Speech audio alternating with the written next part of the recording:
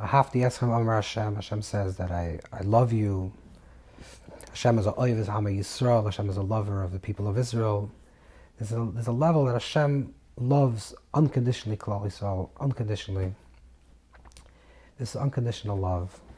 Every day that we're awake, every moment that we're alive, every morning that we wake up in the morning and we have another day, it's because Hashem loves us. Hashem's giving us life.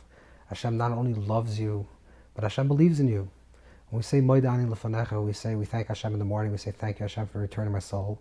We say Rabbo Manasecha, great is your faith. We're not only saying great is your faith that you returned my soul into my body, but Rabbo Manasecha means great is your faith in me. The fact that you give me new life every single moment is because you believe in me. You believe that I can do something in this world. You believe that the world is different because of me. You believe that the world will not be the same without me. And you continuously give me life. And for that's an act of love. This is on one level that I have to ask him, that there's a level that Hashem loves every person, that Hashem loves us no matter the situation. Yet on the other hand, in the Torah we find that there's a conversation. The Torah talks about if a person, God forbid, does a certain type of haveros, certain types of things, then a person receives karas. Karas means that a person is cut off. There's a whole teichacha, there's a whole story of the teichacha, which means we enter an intimate relationship with Hashem, and there's consequences because of that. It's like we enter into a relationship that's much higher. You know, when you're in a relationship with someone that you don't really know, and that someone upsets you, you're not so upset. Someone that you don't really know insults you, you're not so insulted, but someone that you're very close to insults you, there's the repercussions is higher because you have an intimate relationship with this person. And the same thing goes with the Teichachas. On the one hand, we say Hashem is Yisrael, Hashem is loves Klal Yisrael, Hashem loves you unconditionally, because you're Chelik Kalim Al Mamash, you have a part of the Hashem of one, you're part of your Atzmim Atzmoisa, you're one with Hashem.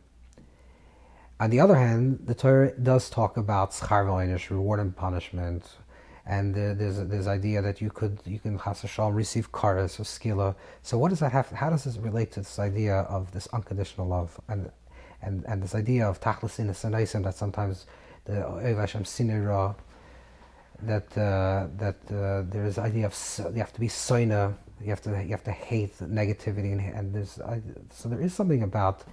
Not just love, not just pure love. So we have to understand what this actually means. And this is a big conversation that people are talking a lot in the street about this idea of Hashem loves me, and if Hashem loves me, so why does char v'oinish? What does it actually mean? So the one way to understand is like this, that the Boira, when we want to discuss Hashem, it's very hard for humans to discuss what is Hashem, what's the quality of Hashem. We can't really describe Hashem. According to the Rambam, we can't really describe what Hashem is not. But the one thing that we could describe, and this is what is brought down in the Ramchal and brought down in other Svarim, that Teva Toig L'Heitiv, the nature of good is to give good. Why do we say that with Hashem? Because one of the definitions of God is Hashem is a boira. Hashem is a creator. What does a creator do? A creator creates life. So a creator, by definition, by being a creator, the fact that Hashem created this world means that the definition of Hashem, or one of the definitions of Hashem that Hashem is expressed as a boira. And a boira is machaya, mahava, makayim. The boira gives life and continues to give life. So the boira, the definition of the boira is machaya chayim. The boira is the makor hashafa. The boira is the place of the shafa, of the flow, of the life, of the giving and the sustaining of life. What is the mitzvahs? What does a person do a mitzvah for? So the mitzvah, the Zohar says, is itim. The mitzvahs are advice that Hashem gave us, through which mitzvahs in the lashon of the language of tzafsa v'chibur, connection. The mitzvah allows us to be in sync with the shefa, with the oir ein sof. The mitzvah allows us to be on a conscious level, connected with the shefa, connected with the flow of life. What is a person chas v'shalom that does an avera? An avera means someone that's oiver, someone that disconnects himself, separates himself from life. So the mitzvahs is schar mitzvah. The schar of the mitzvah, the reward of the mitzvah is the mitzvah itself. Because the reward of the mitzvah is that we connect to the shefa, to the makar hachaim, to the source of all life. And a person disconnects from the source of all life. The person that even disconnects from the source of all life is still alive. They're still physically alive. But and this is what the Ramak writes in Talmud Dovber, that Hashem gives chayas, gives life to those who use that same chayas to disconnect themselves from life. But they still receive life. So we'll give an analogy of this. Well, the analogy of this would be, let's say, God forbid, a parent, chas v'sholom, a parent that has a child that's on life support. It means the child, God forbid, was in an accident, the child's on life support. The child's alive, the child is living, but the child is not fully alive. The child is just dependent on some life support. And the parent loves the child and is committed to the child and is every single day by the child's bed and keep waiting for the child to be reawakened. The moment the child shows one tiny spark of full aliveness, the child, grabs the parent's hand or opens their eyes and twinkles and recognizes the parent, all of a sudden the parent is filled with a flood of love to give even more life to this child, to do everything possible to put the child into therapy and to spend more money and more effort and more time to make the child more alive, to help the child become fully alive. And this is what we have to understand is our relationship with Hashem. The relationship with Hashem is a Mechaya, Hashem is a Boira, Hashem is a giver of life. Hashem gives life to everything and everyone and all things. Always. No matter if a person connects himself with the Makar HaChaim, with the source of life, or doesn't connect himself with the Makar HaChaim. But Rishoy Mechayem Kirim Mesim, a person that separates himself from the life of Torah, from Torah's Chaim, from the life of Torah, that person is still alive. They're still receiving Hashem's love because they're being sustained. And even a Russia is receiving Hashem's love because they're being sustained. But the sustaining is just for existence.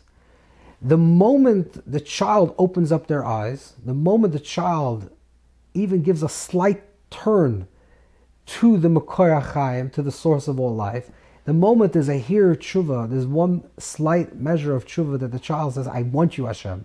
I want to be connected to you, Hashem. What does Hashem say? I was waiting for you all this time.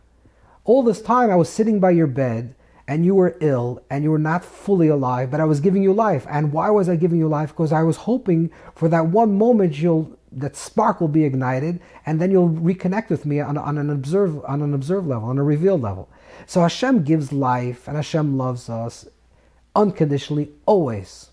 And therefore Hashem gives us life, and Hashem believes in us, and Hashem sits by us, and Hashem gives us more life and more life. And the more we connect in a revealed way with the Ma'aseh Mitzvah, with the Mitzvah, with Torah, the more we're connected to the Shefa of Chaim.